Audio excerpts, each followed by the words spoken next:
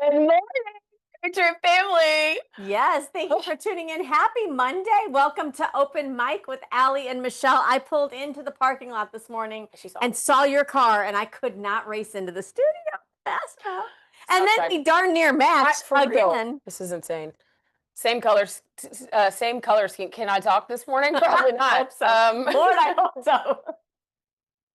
Otherwise, it's going to be a long show. We just sat here. Just going to sit here. Yeah. Well, how was your morning today? I was stuck in traffic because people don't know how to drive and they slow down and they do Florida's full. Florida is full, y'all. It's full. In the fast lane. It's insane. But whatever. We're here. We're safe. She's got coffee. I had mine on my way here. But I've got like something light colored on, so I had like, please watch me. It's like 80 degrees. 80 degrees today. Because of the coffee, because I'm known to like. But it'll match because it's if you spill it, nobody will know. Wow. All right, let's break down what we're talking about today, love. We're going to talk about the release of the Epstein files that Trump's now calling for. I don't know what caused the 180, but we're grateful for it. No, I mean, that he's talking. Right. We'll get that he's talking publicly about that. Yeah, like, instead of like pushing. Sean Ryan has the head of the security team for. That was actually a really good interview. Yes. Sorry, I just got a notification from. Oh, I just pulled it off my top altogether. Well, that's problematic. Brian Harpole. Our tech team just got real clever and real creative. How do you give them a message when they're live right now? And I can't grab their attention. That's hilarious. Anyway, we'll show a clip from Sean Ryan and give you heads up on what he's airing today on his show. Also, we've got some back and forth within MAGA country. MAGA is MAGA, America first. We love each other, but we don't always see eye to eye. But there's been a little bit of a riff, I guess, within the party. I think there has been a riff within the party since the gubernatorial election or the presidential election in 2024. I think that's what started. People saw it. You kind of saw people going after, instead of trying to be going after the mission or the goal, people went after individual things. How can me doing this elevate me instead of what is best for the American people? What is best for the people of my state? Absolutely. We'll get into it. We got a lot more coming out. Kash Patel is speaking, so we want to make sure that we air that out. Obama and how he ran cover for Hillary Clinton. I mean, there's just so much. All evil roads lead to Obama. I'm just going to come out and say that. But packed show today, guys. So keep it locked here as we open that mic.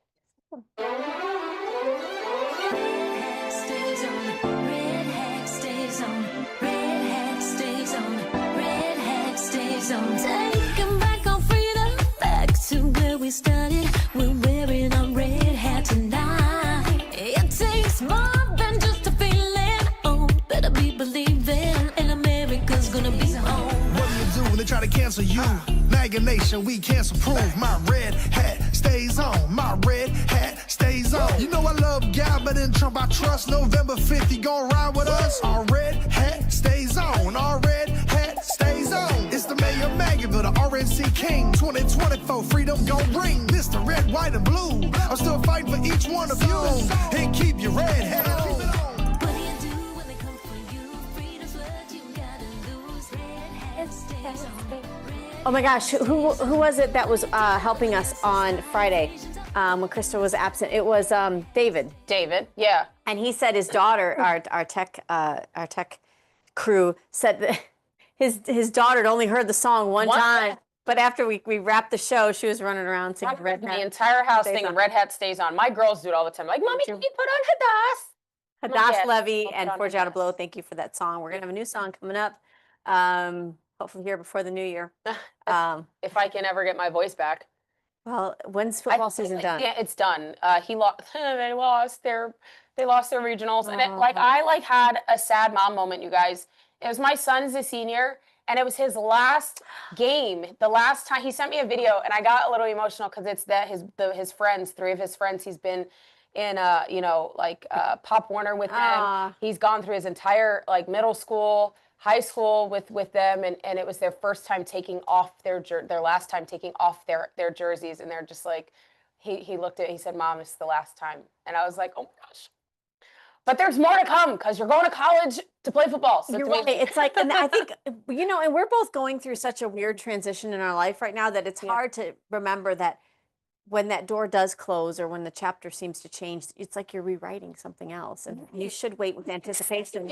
But you're almost like grieving. Yes. You're grieving. It's a grieving process because you're hopeful. You're like, oh my gosh, I hope that I taught him everything that he needs to know in order for him to stay, grounded while he's going to these liberal schools that will most definitely try to indoctrinate him. But he's kind of learned how to like play the game through college. Your son. I mean, through high school. Yeah, So it's really cool. Listen, they don't grow up under a Leger household and not realize and listen to this mom and all her talking points. I think that's all. I mean, it's in the DNA, Allie. Plus, maybe we'll get him to start a Turning Point chapter. I want so goodness. We'll get into Byron Donald's son here in just a little bit because he did. I'm excited, y'all. So I want to start with some good news. JD Vance had this to say about, he's getting to learn almost like the best understudy job. Not that he's not busy doing his own thing as vice president. No, but he's getting like a firsthand view.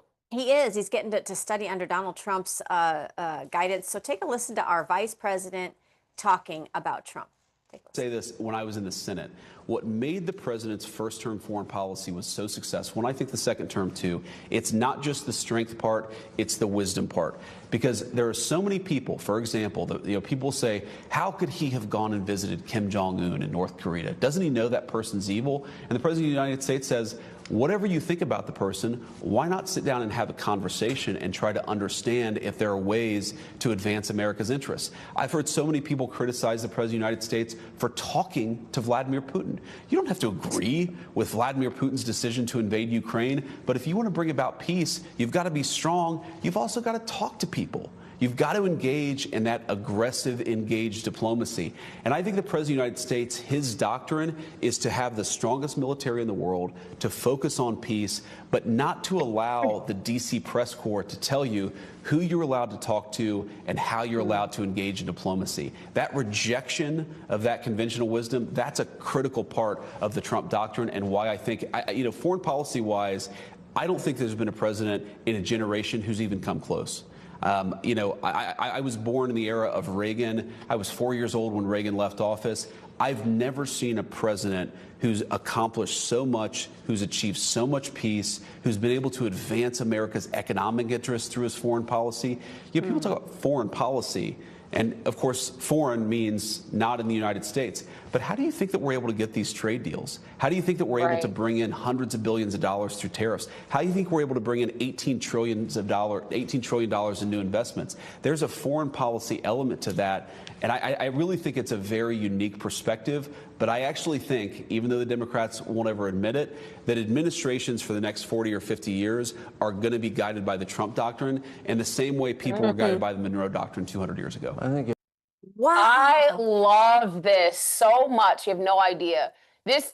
And when I say this, he is literally laying the foundation of a new America, of the next 250 years for America. It's absolutely astonishing the accomplishments he's been able to achieve with the current administration that he has and the support of the people that put him into office. He understands his proper role and responsibility. Yes. He understands our Constitution. He understands that he has a job to do, and he is literally going to do it to the best of his ability. And I am so appreciative. Listening to him talk about it as the Trump doctrine. We will study these in history books to come if we, the people, get control over our who writes our history books. But relating it to the Monroe Doctrine, and then I think about in our founding, we joke about Trump 2028, right? We really want to see the country outlive just a Trump presidency. It has to in order for this republic to continue.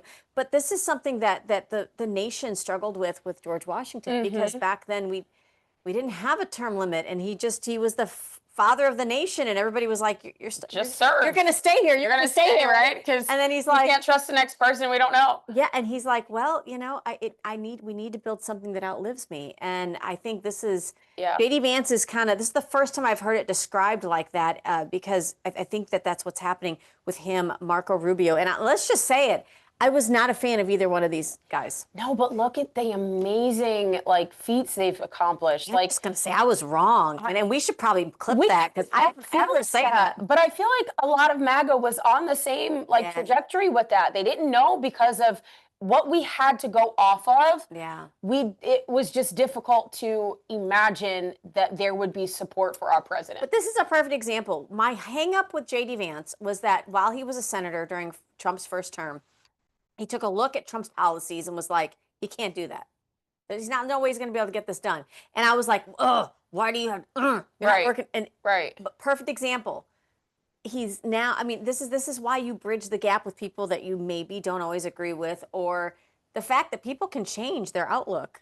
They can change. I mean, if you're working right next to Donald Trump, you start to realize, oh my gosh, this can be done. And it's just been so different than other leaders. I can understand why really politics has been looked at very differently. Well, because it's different seeing a representative government actually happen. We haven't seen a representative government. And so it's very foreign to us, which is quite crazy, right? When you think about it, like we always talk about, oh, we're a republic, but have we been? I think we're about to see the striking contrast and difference, and it makes all of us in our gut go, ew, what have we been putting up with? Even when you look at like the Bushes and Cheneys. And then the veil comes open and then you're peeking through and you're like, oh. It's like an age of enlightenment, kind of like what they went 1000%. through during the crucifixion of Christ, right? When that veil was torn and it's like, shedding of the old skin. Wow. And we're the only nation in the world that would allow that to happen because we have that freedom. Benny Johnson has posted this, reposted. I've seen this posted time and time again, but Trump is calling now on House Republicans to vote to release the Epstein files. We talked about this earlier in the year in our show. It's a little different. Trump was kind of like, what? Epstein, are we still talking about that? Like, why are we talking about this? Why are we wasting our time? I just think that he, in his mindset, and I think I can understand where he's coming from with this, we have so many other more important things. Not saying that it's more important. Yes, we want justice for these victims. Yes, we want, maybe not retribution, but because the man's dead already, but we do need some kind of accountability when it comes to, abuse and the word grape that rhymes with R. So, you know what I mean? Well, and so this is what he says. He says the Department of Justice has already turned over tens of thousands of pages to the public on Epstein.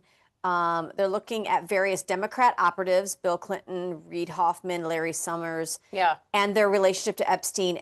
And the House Oversight Committee can have whatever they are legally entitled to. He's like, I don't care. Yeah, because he's over it. He's like, this is enough. And Trump was one of the only people that came forward and actually assisted. He assisted in the investigation against Epstein. So it's a way for him to kind of, we're going to put it out here and put it to the side. A lot of this information was already out. But if you want to talk about it so much, the Democrats have had this information for so long. They've had access to this information for so long. Why have they not come forward with it? Hey, anytime somebody says, well, you know why Trump won't release the rest of the files is because he was implicated with Epstein. You know what? If they had that, are you telling me they wouldn't have used it already in the lead up to the election? I mean, in 2016. To get and also in 2024 to get Kamala elected. I think it's very interesting, too, that Attorney General Pam Bondi was the Florida Attorney General moments after this sweetheart plea deal was given to Epstein. So she's very familiar not only with the case, but also all those who lived here in Florida in the West Palm Beach area that originally were complaints against Epstein. So we'll see what happens. We'll keep you posted on that. Just wanted to let you know, a lot of people out there are like, I don't like if he doesn't deal with Epstein files, we're not coming out in the general. We're not coming out in the, it's like, listen, Lord. You one-issue voters drive me nuts. Do you ever know? I love you. Do you ever know what triggers your bestie? And you're like, let me just and then I'll just let her go. And I love you. I say it with love, but y'all are making me crazy. 80-20 rule, guys. 80-20. If you can agree or work with someone on 80% of the issues, they're worth having a relationship. It might shock people that we don't even agree on everything. Hold up. And the ones that just keep drumming up things from like the past, like 30 years ago, 5 years ago. Bad ex. Like, are we serious? Like, for real? Is that really? There is no perfectly moral person that is currently sitting in office or will ever sit in office. Why? Because people are flawed. Period. They're flawed. And people make mistakes. That's why we have the grace of God, whether you want to accept it or not. Yes. That is why we have the grace of God. Our founding was not founded by perfect men. No. There was a general who was in a brothel who left the brothel to go fight when he heard that the British were coming and attacking a port. You can fact check me on it. Yeah. I can't remember his name right now, but those were the kinds of men. They were in their 20s. The Lord has largely not needed perfect men. I mean, you look at David, you look at the men that he used throughout, and even, you know, That's a morality check. Hang on, because how about we hold up a mirror to your morals and your values and your life and see if it matches up to this perfect idea of a perfectly moral politician. Does it match? Because self-governance is how we actually govern. We cannot consent to be governed by perfectly moral people when you yourself are not perfectly moral. And it starts with self-governance. So please, spare me. And largely, there's been people that, and we'll just, since we're on a roll, we'll just go ahead and parent rough. I'm doing more feathers. Rough parenting today. You can go insulate your feelings later. How does your water bottle match perfectly, ma'am? Didn't you like my coffee mug? Look at this. Look at this. It's cute. Okay. Shiny. Sean Ryan is somebody that always I love his show because I love the conversational dynamic behind his show. But he has today he's going to have on the head of Charlie Kirk's the private security that they hired. Yeah. He was there at Utah Valley College when Charlie Kirk was assassinated. His name's Brian Harpole. This is largely, I think, in response to some of the things that you're hearing from Candace Owens and others. Listen, we love the fact that conservatives across the nation have the right and the ability to be independent thinkers and ask questions. I may not agree with all of it or the way it's done, but now I'm sure this is kind of affecting the Kirk family. It's hard to hear somebody almost implicate people like Erica in shady things. And so he comes out, he secures this interview. But I love what Sean Ryan did at the beginning of this interview. We're just going to show a quick clip. Take a look. I thought it'd be good to start this episode with a prayer. Absolutely. You okay with that? It's what we all should do. All right. Yeah. It's going to be super simple here. Jesus, I just want to thank you for having Brian here today. And we have just a couple of goals today with this interview, and that we ask that you be here with us in this interview. And we just want to bring some answers to unanswered questions here today and avenge Brian's team of these accusations and conspiracies. And we basically just want to clear the air and get rid of the confusion. And we hope this helps. And we also just want to pray for Charlie and his family. And we hope that this rise in political violence comes to an end real fast. Amen. Amen. Amen. Thank you. My pleasure. So you're going to want to catch that, and clips definitely you can catch throughout the day today. But already when I strolled through some of the comments, people are pointing out that Sean Ryan is former CIA, so this must be part of an inside, to cover up. Not whatever. is a conspiracy theory, y'all. But when you operate, listen, when you're in a very, very volatile relationship for a long time and you're constantly looking over your shoulder going, where's the rabbit hole? Where's the rabbit hole? We've done that with our government for a long time and been largely right. It's hard to reel that in. And I like the independent thinkers that are asking the questions. But when you have people like Erica Kirk and others with the leadership of Turning Point USA and people like Jack Posobiec coming out publicly and saying, listen, Governor in Utah, Attorney General, we want this trial for the killer Tyler to be broadcast. We want the public to know everything. We do not want this gag order. I think there's the plea to want to make it as public as possible in hopes that we can all get the answers and the truth and kind of put this to rest. I mean, Charlie Kirk was the big brother to an entire generation and has inspired so many. And we don't want this to get slipped under the rug like Martin Luther King Jr. And JFK. And JFK. So, no. I mean, it's been decades. And now we're getting disclosure. And I don't want that to happen. I think that disclosure needs to happen fast, and it needs to happen now. Just so we can have peace of mind, I think. Amen.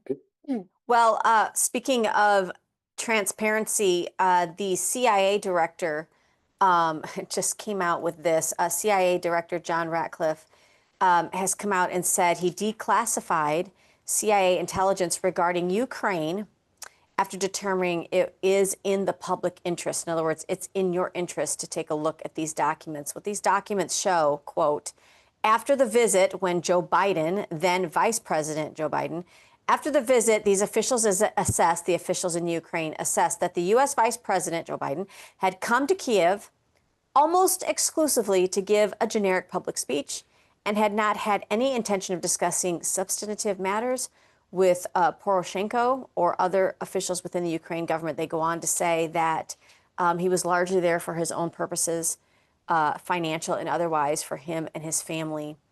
This is what's been disclosed. Now, many people question this, Allie. We questioned, his son sitting on the board of Burisma, who knew nothing about energy or energy policy. He knew how to snort cocaine, and that was about it.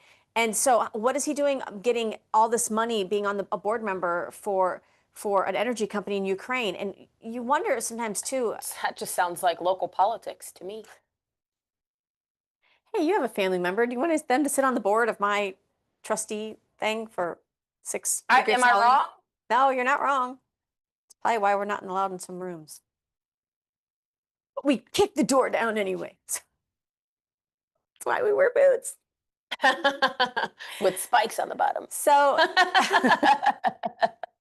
high heels, that's what it's for. So you can take it off and no, just kidding. The Democrats basically impeached Trump, guys, when they impeached him the first time to distract from the very crimes they themselves were committing. Right, exactly. That's coming from the CIA. That's the playbook. I mean, we all know this. We all know this. Shocked, are you?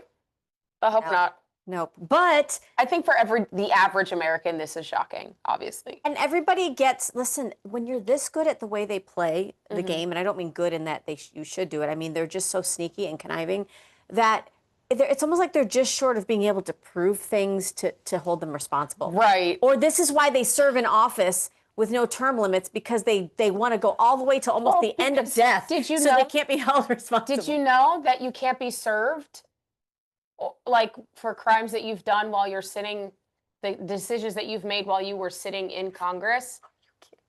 You know that's a law, right? Did you know that? Immunity. Yeah, and you wonder why they sit in office for 7 years. You wonder why they give Big Pharma immunity. You wonder why? This is why they don't want MAGA. This is why they don't want new blood, because we are done playing these games.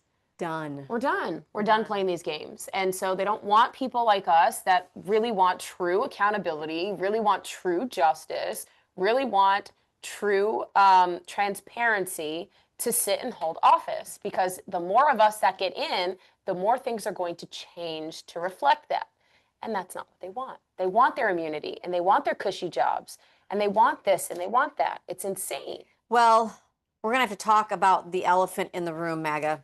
America First.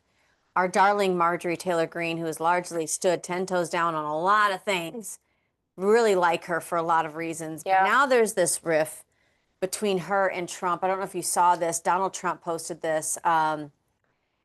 Just going to quote a little piece of it. Yeah, I mean, all I see, he says, wacky in air quotes, Marjorie do is complain, complain, complain. I can't take a ranting lunatic's call every day. He says she's gone far left, even doing The View, which, I mean, we had an open mic here at Open Mic. She could have come here. Trump says he will endorse a primary challenger against her in 2026. Daddy said, you in time out. I don't know if that's a timeout or if that's a... He goes on to say all the things that he's done, basically, and all she's done is complain. About what, though? Like, so I feel like I'm missing a little bit of context here.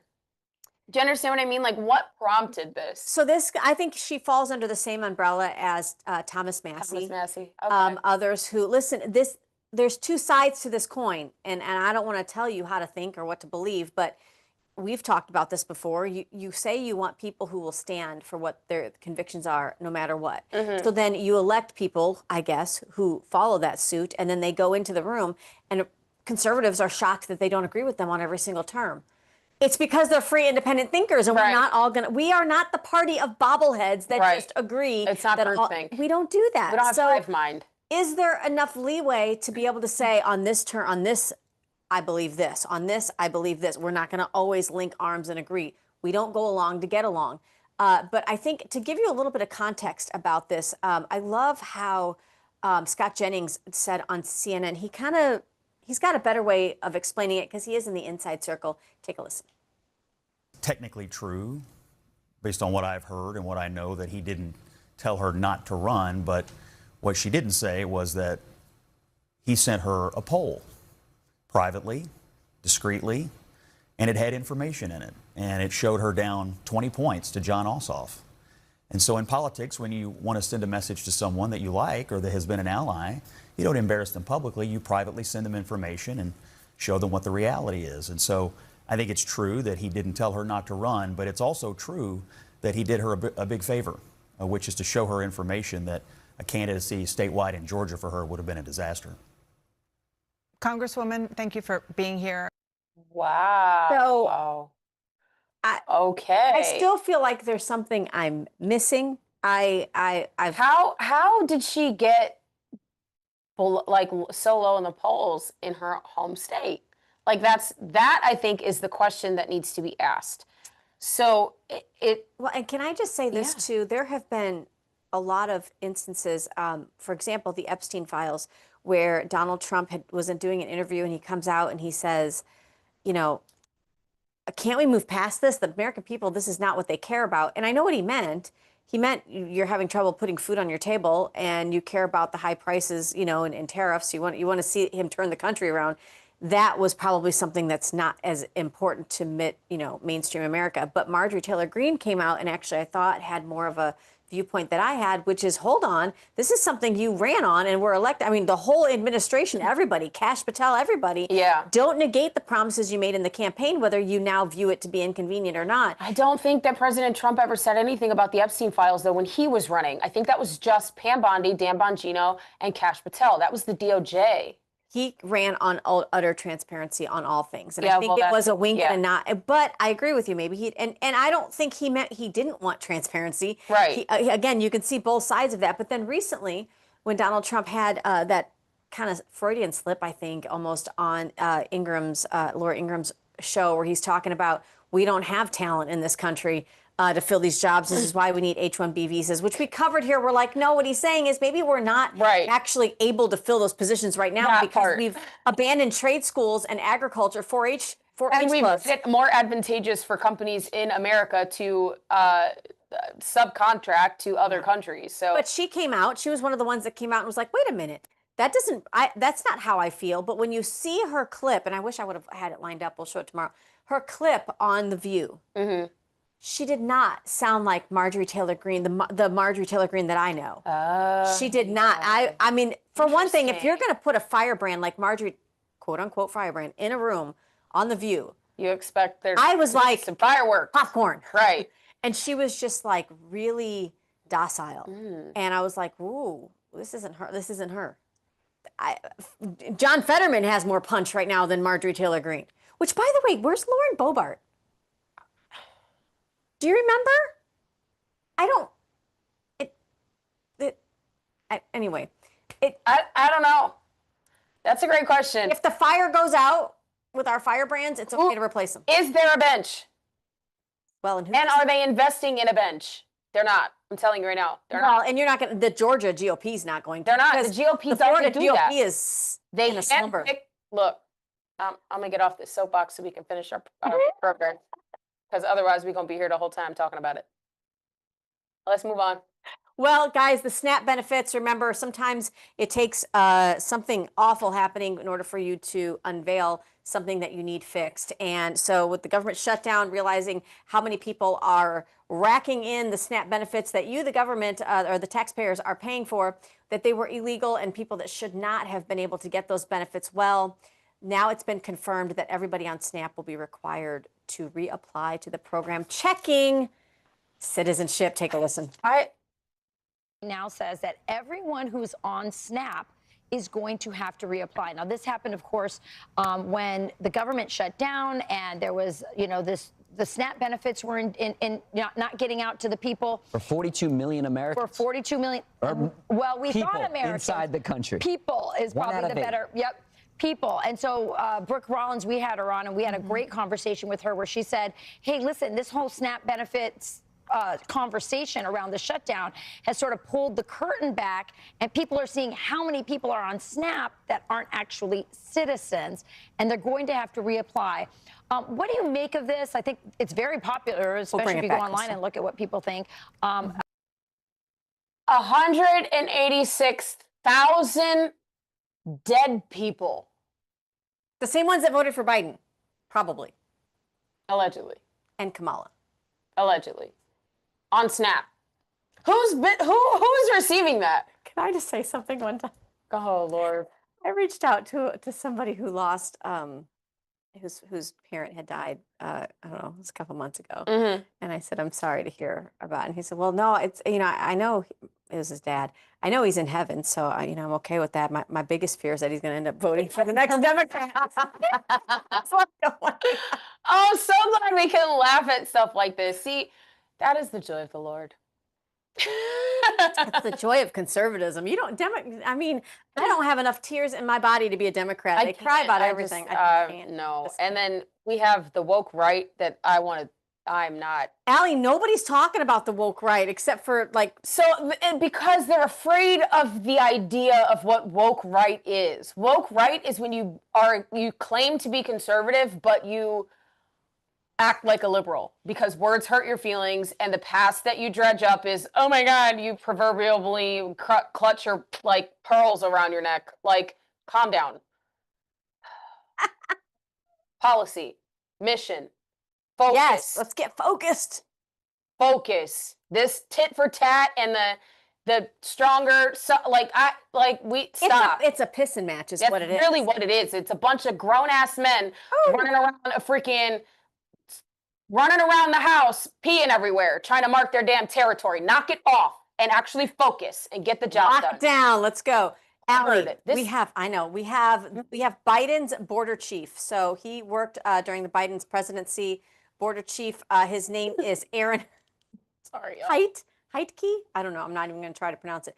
Now revealing the things that we knew. Again, when you have that kind of failure at the southern border with Kamala Harris as the border czar, right. We said over and over on this show when we first started, we first hit the airwaves, one of the few reasons that only Patriot TV would give us the airwaves is because we said this is willful ignorance. You have to try hard to be this awful at the southern border. Yep. Well, listen to his border chief say exactly that. Take a listen. Distinguished members, thank you for this opportunity.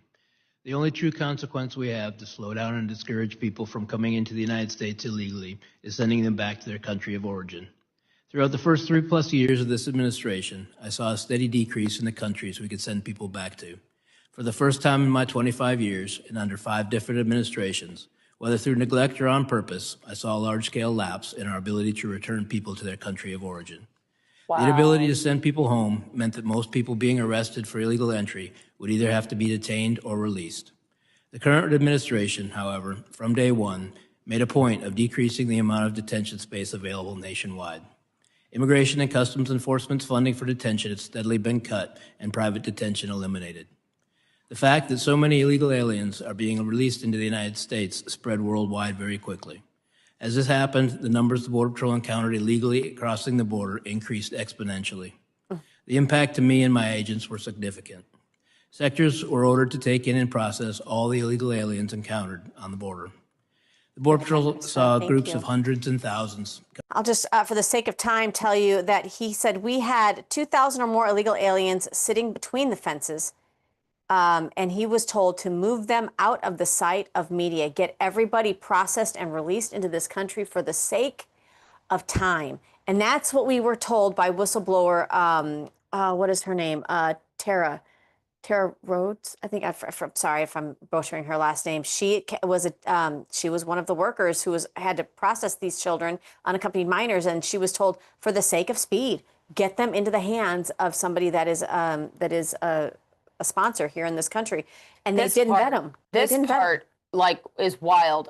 Quote, under pressure from the administration, my headquarters became more interested in the fiction being portrayed in the media and not at all concerned with reality. We had 2,000 or more illegal aliens sitting between the fences asking to turn themselves in.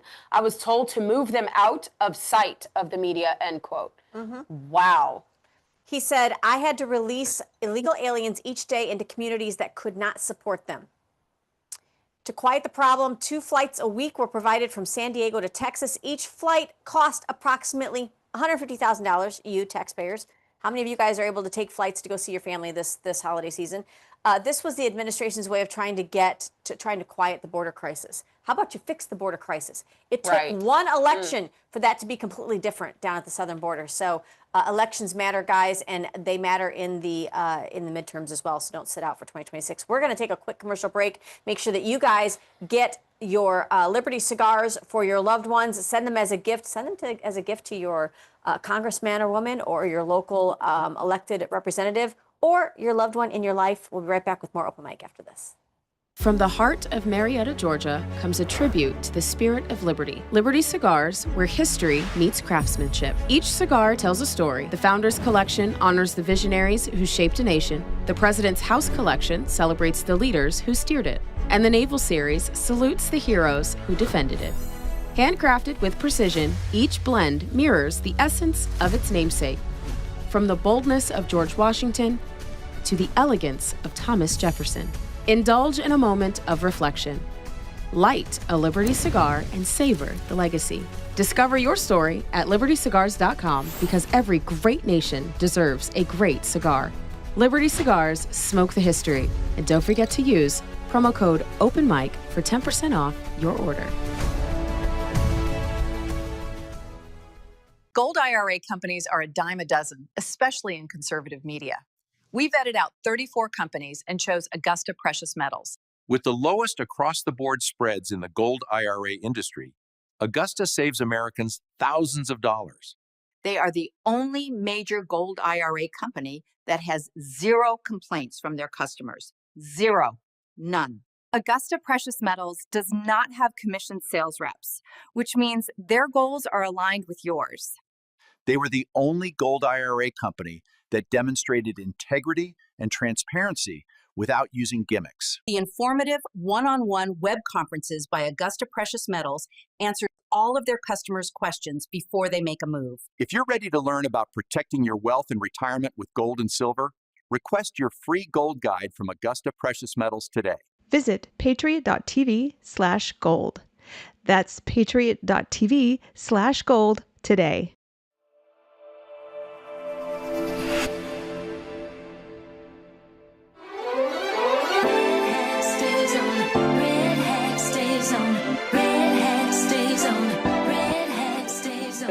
Then you told me I look like a mob wife when I wear this. Seriously, she walked in with her calf-high boots. They're not calf. Wait, yeah, they are. They are calf-high, ma'am, almost knee-high. Probably, you only got like a couple inches before they hit the knee, ma'am. Talk about, hi, bestie. She looked like a mob wife. It fits you well, boo. Fits you well. Lock it. I love it. Gonna lock it in. Gonna lock it in. Welcome back to Open. It makes the show better. If you're not already following us on social media, make sure you follow at Real Ally. You probably should be. You don't know what you're missing. At Michelle Posey and at Open Mic Ladies. Also, you guys can go to openmicladies.com. Check out. We're gonna have some swag up there, hopefully in the new year, and you can catch where you can find all of our episodes on Rumble. We might be going on tour. We letting the cat out of Wouldn't it be fun? That would be fun. Would you like to see Open Mic Ladies in your area of the country? All you have to do is go to openmicladies.com and hit the contact button. Let us know where you're at. We will. And where you want us. Well, let's be careful how much we ask. To visit, to have a talk. Goodness. You have to specify, because people send dirty minds. They do. Out the gutter, y'all. Out the gutter. In there. But so Nicki Minaj is actually going to speak to, she's going to speak with Trump UN Ambassador Mike Waltz on the persecution of Christians in Nigeria tomorrow. Nicki says, quote, thank you to the president and his team for taking this seriously, end quote. So we're really excited about that. Yeah.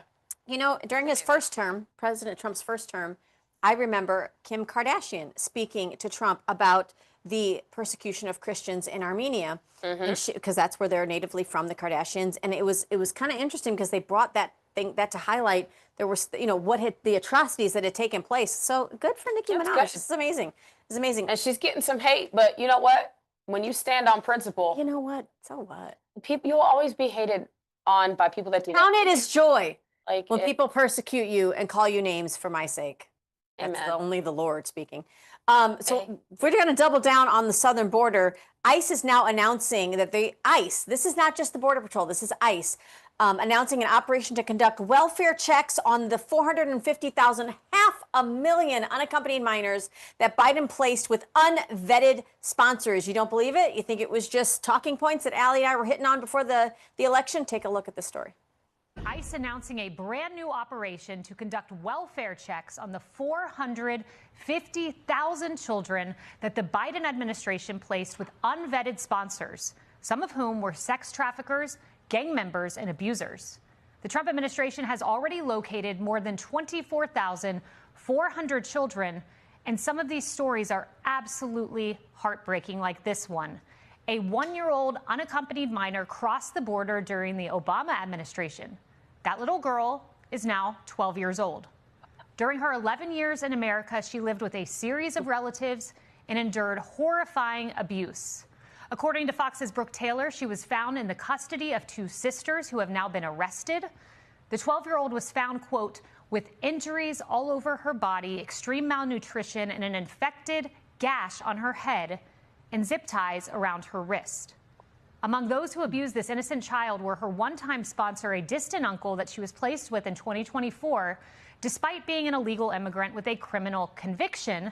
That sponsor, that alleged abuser, was given temporary protected status by the Biden administration. Why?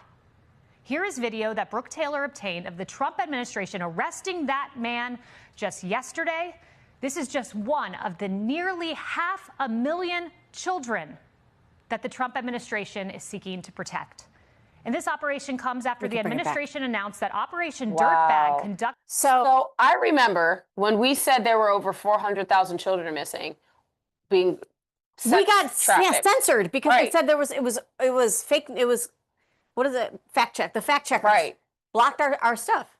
Because we had inside information that that's how many it was. Yep. And we put it out there, and they're like, no, that's not true. That's not, and sex slavery is not a thing. It's not what? That's not human slavery. What are we talking about? Case in point. YouTube. This is absolutely egregious. It's disgusting. And I hope that every state adopts what we have going on here in Florida with the death penalty for child rapists and molesters. Here's what I want to tell you, because we've reported on this largely here too. As ICE continues in cooperation with the Department of Homeland Security to look for these 500,000 unaccompanied minors, where do you think they're going to need to find it? I hope our blue states don't become extremely politicized with this, because they're going to need to work in cooperation with your state's Department of Health and Human, or DHS, whatever, DCF, whatever acronym you use for your foster care system, because they should not have been funneled into, hopefully, a foster care system where now your state is taking care of them. They should not have been integrated into a school system without welfare checks, because these people that work in the education system, in the healthcare system, in the foster care system are mandated reporters largely of any kind of suspicion. So they should have been suspicious. These tentacles will reach down into Too many people have dropped the ball. I'm telling you. Too you. many people have negated their obligation and responsibility to do the simple job that they have. Protect the children. It's not, and it's honestly, it's that simple. You have to understand your proper role and responsibilities in the job in which you sit. I understand that as a DCFS worker, the case files are enormous. We understand that. However, what is keeping you, and I get it, there's red tape galore, but that's the point. Tara wrote us. Is That was her name. There you the go. Whistleblower. Be a whistleblower. Yes, it needs to come out. We need to know. You have to shed a light on what is going on in order for it to be fixed. If you are blowing the whistle about things that are happening within your job field, right, your field of expertise, and you're trying to go through the motions, you're trying to go through the proper chain of command, and it's not working, you need to bring it to light. Amen. You have you have it. Record it. Absolutely. Get on and do a FaceTime or a video recording about what the frustration is, what you're seeing. You have an obligation to do right. You have an obligation to do right by these young people. We're going to bypass this next video, but basically, Kristi Noem is saying that the deportation, the self-deportations, are largely working very, very well. That's good. I do want to jump ahead in the control room to this other story about Sharia law. So we have been bringing to you guys the with some people not liking that we're doing this, but the Islamification, the extreme Islamification of happening in this country, going the same way that largely Europe did. And if we don't understand this at the state level so that you guys can lock it down, it's going to soon get out of control. The reason why is because the belief in Sharia law that the Quran teaches and that Islam believes in is in direct violation with our U.S. Constitution and your state constitution. So what happens, Allie, when we now learn that in places like California, for example, there are specific Sharia law courts operating, not courts under the Department of Justice that largely respond to what's constitutional, but Sharia law courts. Take a listen. Texas, by the end of the decade, will have more mosques than any other state in the U.S. At the moment, California, I think, has got around 400 mosques. Texas is around 350. But Texas added 50 mosques over the last 24 months, and that is rapidly increasing. In Irving, Hang on, slow down. They've added how many mosques in the last 24 months? How many? 48 mosques in the last 24 months, and that is rapidly increasing. And where I was, hang on, they're opening multiple mosques per month in the state of Texas. yes, and this is not Epic City issue, which is one area that everyone is focusing on, thank God.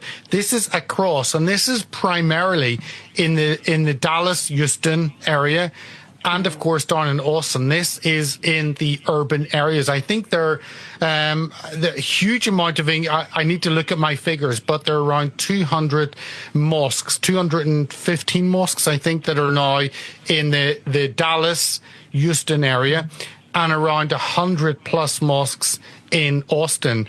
And where I was in Irving, which is kind of between Fort Worth and Dallas, just by the airport, by DFW, there are 2 Sharia courts operating. And I know that your viewers and listeners, Steve, will think, because of the rhetoric coming out from the Republican Party, that actually there's a stop on any Sharia court. That is not happening. There's a stop on Epic City. This is not happening in Texas. But yet there are 2 Sharia courts. One of them has, I think, ruled on 200 cases in the last year. The other one ruled on 100. And these are voluntary. Hang on. I know. I love Bannon will be like, he's like, wait, what? Like, whoa, hold on. What? Okay, Governor Abbott. What? Republican.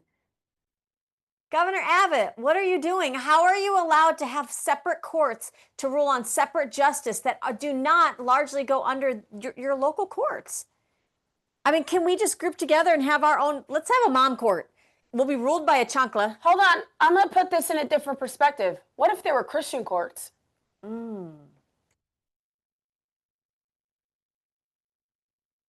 Anybody? The left would be imploding. So why is it that we have a Republican governor, Republican legislature, and this is happening? Who is dropping the ball and why? You know what this makes me think of, Allie? Do you remember when we had, oh gosh, the gentleman that ran for governor, his name this is what happens Lamb. over 40.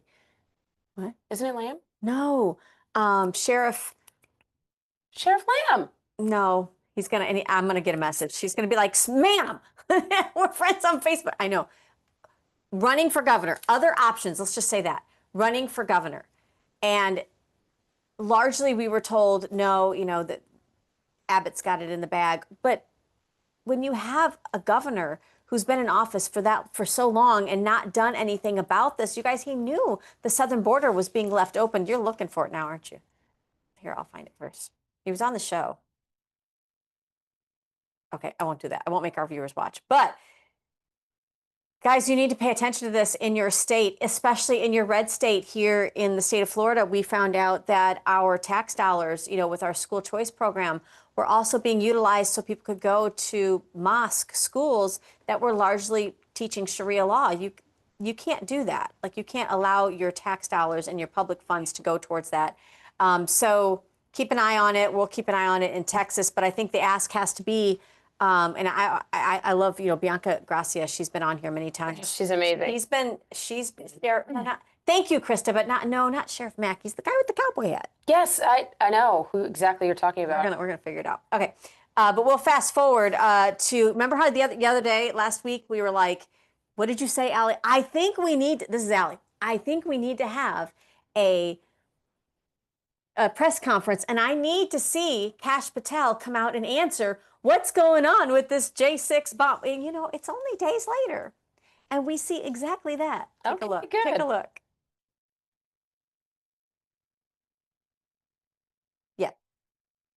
Yeah, Kash Patel.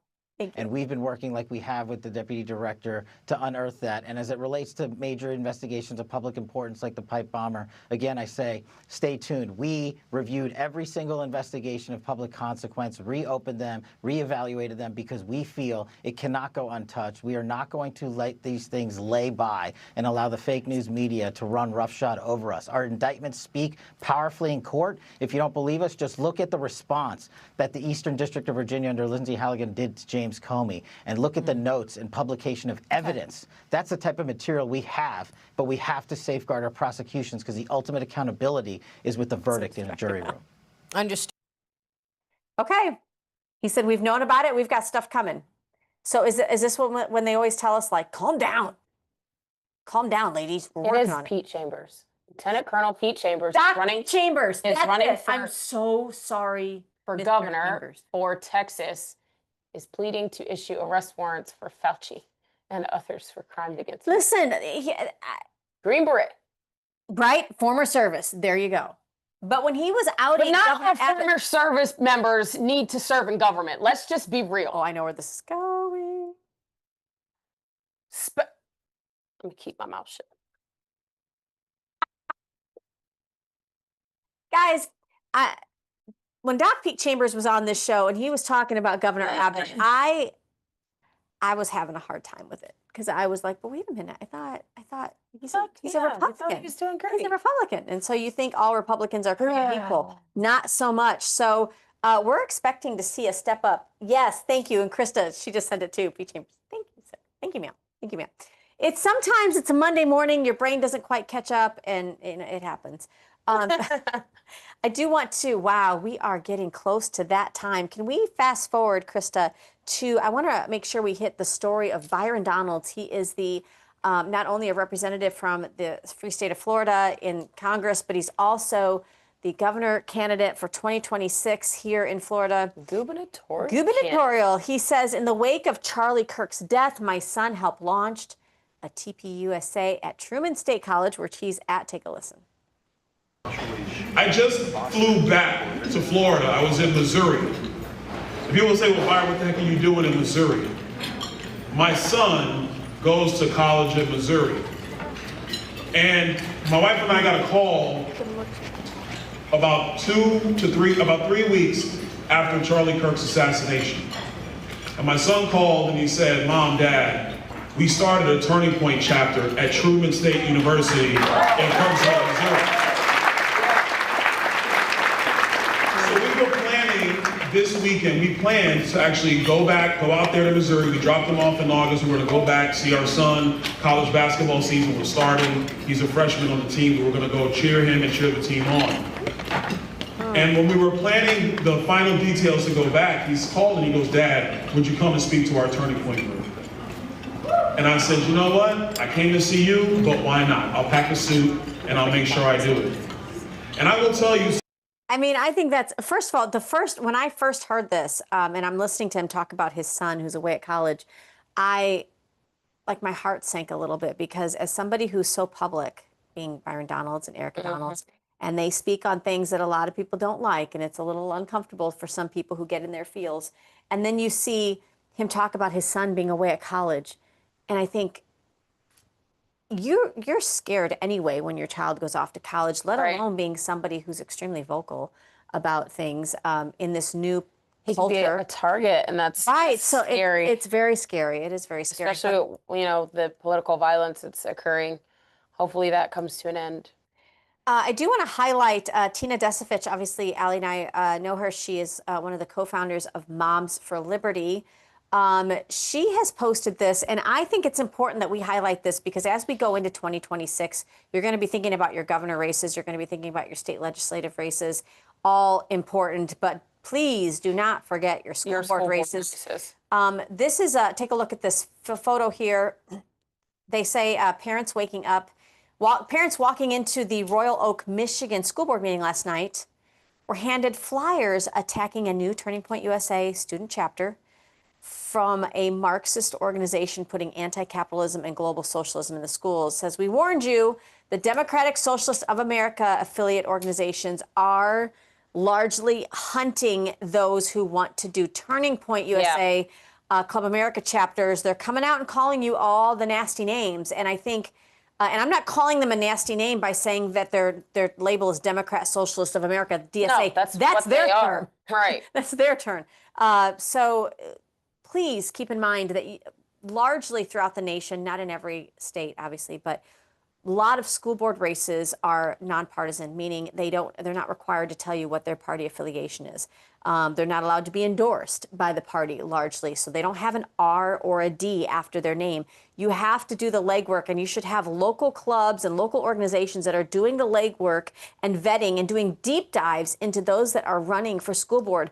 They should be able to be on the record multiple times saying what they view as far as education. What role do the parents play in education? Who ultimately has the control when it comes to educating your child? The government or the parents? Right. Who originates that? Those are the simple questions you can ask, because we can't let our school boards sway towards Democrat socialists. No, absolutely not. And this goes to show there's a battle for the youth's minds. This is a battle for the soul of our nation, the next trajectory of where we're going, by how we properly educate our kids and what information they have available to them.